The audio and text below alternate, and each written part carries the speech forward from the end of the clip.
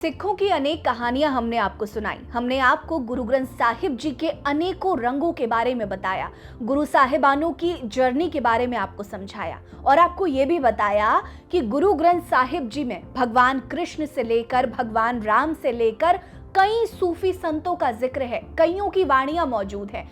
और आज की ये वीडियो हम नया लेके आए हैं जिसमें हम आपको बताएंगे कि गुरु ग्रंथ साहिब जी में रावण के बारे में क्या कहा गया है, उस रावण के बारे में जिसे परम ज्ञानी कहा जाता था, जिसे परम यशस्वी कहा जाता था, जिसने सीता का हरण किया, जिसने इतने वेदों का ज्ञान लिया, जिसने शिव को खुश किया, उसके बारे में गुरु साहिबानों ने क्या लिखा है ये आपको जानना बहुत जरूरी है।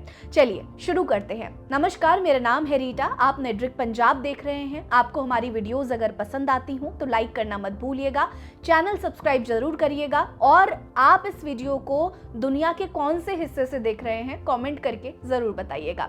चलिए शुरुआत करते हैं। रावण सतयुग का एक ब्राह्मण वंशी राक्षस था। उसके पिता विश्वा परम ज्ञानी ब्रह्मा थे और माता कैकसी राक्षसी थी, जिस कारण रावण ने परम ज्ञान तो अर्जित कर लिया लेकिन राक्षसी प्रवृत्ति नहीं छोड़ी। वो देवाधिदेव महादेव का परम भक्त भी था, लेकिन माता सीता के हरण के कारण भगवान राम ने उनका वध कर दिया। बावजूद इसके भगवान राम रावण को प्रणाम करने के लिए कहा करते हैं, उससे ज्ञान लेने के लिए कहा करते हैं। इसी रावण के बारे में गुरु ग्रंथ साहिब जी में 19 बार जिक्र है। वो क्या है ये जानना बहुत जरूरी है।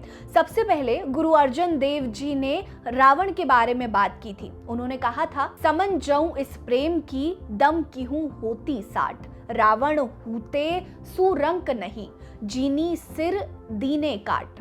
गुरु ग्रंथ साहिब जी में कहा गया है कि अगर कोई धन के बदले ईश्वर को पाने की कोशिश करता है तो वो व्यर्थ है, क्योंकि जब रावण लंका का राजा होते हुए भी उसने अपने आराध्य महादेव को पाने के लिए धन नहीं दिया था, बल्कि उसने अपने भक्ति में एक नहीं बल्कि 10 सर अपने काट कर यज्ञ में आहुति दे दिए। ईश्वर को पाने के लिए केवल रावण की तरह धन नहीं, केवल मन को भेंट करके ही आराध्य के करीब जाया जा सकता है। गुरु ग्रंथ साहिब जी में बताया गया है कि रावण के यहाँ तैयार होने वाली रसोई सौर ऊर्जा से तैयार होती थी। वहीं ये भी कहा गया है कि अगर किसी आम जन के घर की बहू बेटियों के साथ शूर्पणखा जैसा व्यवहार होता तो खून खराबा हो जाता। फिर तो वो रावण था, महाप्रतापी लंकापति था, तो वो अपनी बहन के घोर अपमान को कैसे जाने देता। और सीता का अपहरण भी तो उसने अपनी बहन के अपमान का बदला लेने के लिए किया था। इतना ही नहीं, जब रावण मृत्यु शैया पर था तो रावण को देखकर राम जी के मुंह से भी आह निकल गई थी, क्योंकि रावण की वेदना को राम जी भी महसूस कर रहे थे।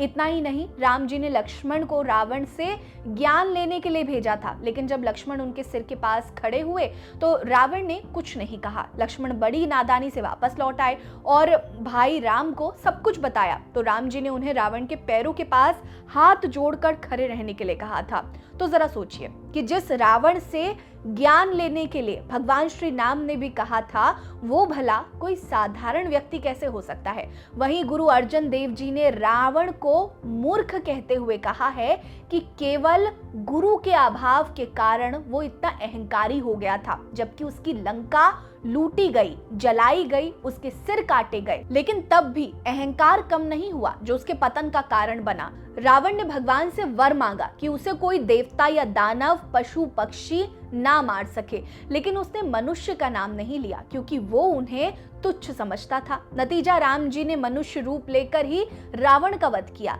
रावण के अहंकार के कारण उसके घर में दिया जलाने वाला तक नहीं बचा था। रावण के अहंकार के कारण एक महान ज्ञानी का ऐसा अंत हुआ, क्योंकि अहंकार हमेशा पतन का कारण बनता है। इतना ही नहीं, आपको जानकर हैरानी होगी कि रावण के पुतला दहन भी 1950 के बाद शुरू किया गया था, उससे पहले नहीं, क्योंकि राम जी रावण के वध को ब्राह्मण हत्या मानते थे और उन्होंने इसका प्रायश्चित भी किया था। यानी कि श्री गुरु ग्रंथ साहिब जी में रावण के किरदार की विशेषताओं के साथ साथ उसकी उन गलतियों के बारे में भी बताया गया है जो उसने गुरु की छत्र छाया के अभाव में किए थे। अगर वो गुरु की छत्र छाया में होता तो शायद रावण इतना अहंकारी ना होता, उसका और उसके कुल का पतन ना होता। खैर, आप हमें ये जरूर बताइएगा कि रावण के पतन का सही कारण क्या था। हमें कमेंट सेक्शन में बताएं। रावण आपको किस चीज की प्रेरणा देता है और रावण से आपको क्या नहीं सीखना चाहिए, ये भी बताइएगा। आप इस वीडियो को कहां से देख रहे हैं, कमेंट करिए। नमस्कार।